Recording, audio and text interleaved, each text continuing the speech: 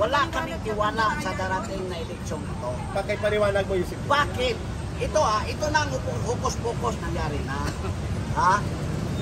Nagprinta sila ng baluta. Authentic, genuine, at readable sa ECM, Electronic 6 million ballots.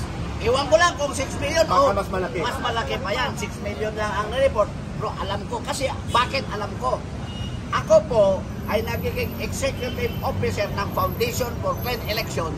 Tumulong po ako noong araw, noong may dinadayak sa dagdag bawas. Kami po ang nag-research kung paano ginagawa. Oo, kaya nga alam ko ang mga kalukuhan dyan sa Comelec. Ngayon, umaandar na naman. Magiging walang saysay ang eleksyon ngayon. Dahil, anong gawin? Ibibintayan ng mga taga-Comelec. Wait, kasabwat si Marcos, si BBM, si Lisa, si Martin, o lahat na dyan kasabwat. Bakit? Dahil gustong ipapanalo ni BBM ang kaniyang 12 na mga senatorial candidates. 12-0. Pati mga congressman nila. At yan sila magbabayad din.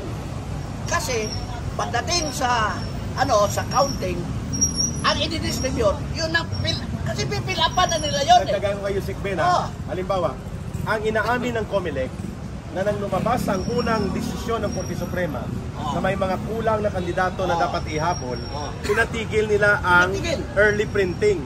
Ilan ang balota na inamin ng Comelec? 6 million ballots. Ang 6 million ballots nagkakalaga ng 22 pesos per ballot. That's 132 million pesos. No, 132 million pesos na balota. Yun lang ang inamin nila. May punto si Yusek Ben. Paano kung 10 million ballots? Okay? At ito, tapusin ko lang yung sinasabi ko kanina. Paano kung ang 6 million ballots na ito, dahil machine readable, pag sinabing machine readable, pwede mong ipasok sa ika-count yun. Ika-count kasi senador. Ang resulta. Party list. Pati bababa. Pati sa Davao election, pwede. Kasi kasama pati yung Davao Basta lahat, pati mayor. Lahat na naka-entry doon na gusto ng Comelec, manalo. Ngayon itong problema.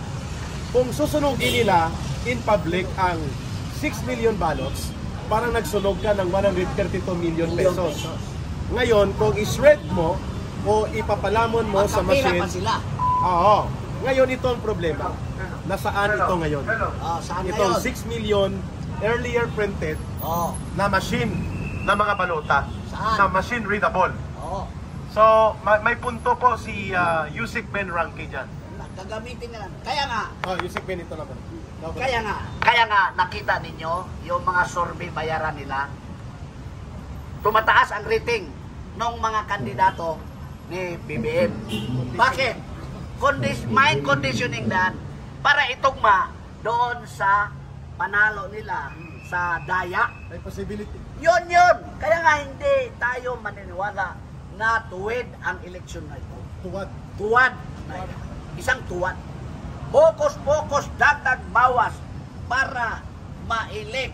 Comelected ang tawag ko noon. I-elect ng Comelec yung mga kandidato ni BBM upang panindigan pa rin nila ang mga kasamaang ginagawa sa administrasyon ito kung hahantong sila sa 2028. Doon, itutuloy nila ang pag-uusig sa mga Duterte. Lahat ng mga kamalian ngayon, ipahid nila sa mga Duterte. Pag may isyo, malaki, laban sa kanila, EJK Duterte, Ipes BP Sara. Mga Pilipino, nabodol na tayo nung pinili natin at binoto ang bangag na presidente na yan. Ngayon, huwag na kayong magpabodol, huwag na tayong magpumugka, bagkos, paalisin natin siya ngayon na! Marcos alis dyan! Marcos alis dyan! Marcos alis dyan! Marcos alis dyan! Marcos alis dyan! Marcos alis dyan! Ikaw ang salot sa bayan! Ikaw ang problema sa bayan! Umalis ka na! Dahil yan ang taghana ng mga Marcos na magnanakaw, sinungaling, diktador. Yon ang mga Marcos. Huwag na ninyong piliin. Huwag na ninyong pilitin na magpabango pa kayo dahil hindi na yan ma-rewrite ang history. Marcos, alis dyan! Marcos alis dyan! Now na! Bakit tayo naririto bago magsimula ang rally nila sa kabila? Sapagkat mahalaga po na may palaganap sa buong daigdig at sa buong bansa na ang may pananagutan sa paglala at pagluba ng korupsyon, pangdarambong at pagnanakaw sa kaban ng bayan, at ang may pananagutan sa panunumbalik ng korupsyon, droga at kriminalidad ay si Bongbong Marcos, hindi si Sara Duterte. Ang may pananagutan kung bakit naging sindikato at pokus-pokus ang budget 2025 at pwedeng hindi na ito gamitin at ideklara ng Supreme Court na unconstitutional, ang may pananagutan si Marcos. Bakit hindi siya pinapanawagan na lumaya sa puder at patalsikin sa kanyang pagiging Pangulo na inutil at walang saysay ang gobyernong kanyang pinamumunuan? Sino ba ang kumuha ng PhilHealth 60 billion pesos? Hindi ba sila, nila Marcos at sila Ralph Recto?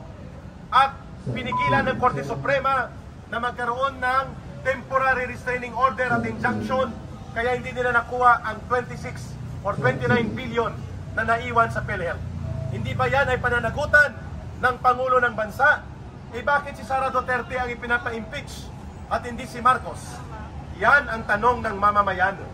Kung totoo na gusto natin pagbabago at matino na pamumuno sa pamahalaan, una sa lahat, tukuyin at tumbukin natin sino ang may pananagutan sa paglubha at paglala ng korupsyon. Si Bongbong Marcos! Si Bongbong Marcos. Sino ang may pananagutan sa pagkakaroon ng malaganap na kultura muli ng korupsyon at pandarambong? Si Bongbong Marcos! Sino ang may pananagutan sa panunumbalik ng droga, sindikato ng mga kriminal at ng ganon din ng mga oligarkong gahaman sa gobyerno ni Marcos? Si Bongbong Marcos! Sino po ang nagpasiro budget sa PhilHealth? Si Bongbong Marcos! Sino po ang may layunin na itinago ang pagbebenta ng gold reserve na 25 tons at nagkakahalaga ng 129 billion pesos? Si Bongbong Marcos! Bakit si Sara Duterte po ang pinapa-impeach? Kalokohan.